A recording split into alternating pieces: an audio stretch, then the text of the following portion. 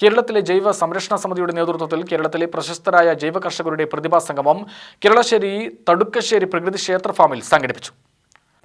OISCA international south India youth forum director doctor N ശുദ്ധോധനന്റെ അധ്യക്ഷതയിലാണ് യോഗം ചേർന്നത്. കേരള ജനതയുടെ ആരോഗ്യവും മനുഷ്യ രാസകൃഷി വഴി മലിനപ്പെടുത്തിയ മണ്ണിന്റെയും ജലത്തിന്റെയും വായുവിന്റെയും പരിശുദ്ധിയും വീണ്ടെടുക്കുക എന്ന വിഷയത്തിൽ ജൈവകൃഷി വിദഗ്ധൻ KV ദയാൽ ക്ലാസ് എടുത്തു. കാർഷിക വിദഗ്ധനും ഫാം ജേർണലിസ്റ്റുമായ GS ഉണ്ണികൃഷ്ണൻ രചിച്ച ജൈവകൃഷി വിജയകഥകൾ എന്ന പുസ്തകം ക്യാൻസർ ചികിത്സാ വിദഗ്ധൻ ഡോക്ടർ VP ഗംഗാധരൻ കർഷകശ്രീ കേരള പ്രഭ പുരസ്കാര ജേതാവ് P ഭുവനേശ്വരിക്ക് നൽകി പ്രകാശനം ചെയ്തു. ജൈവ സംരക്ഷണ സമിതി അധ്യക്ഷൻ A നാരായണൻ സ്വാഗതം പറഞ്ഞ ചടങ്ങിൽ സംഘടക സമിതി സെക്രട്ടറി രാജു മലമ്പുഴ അതിഥികളെ പരിചയപ്പെടുത്തി.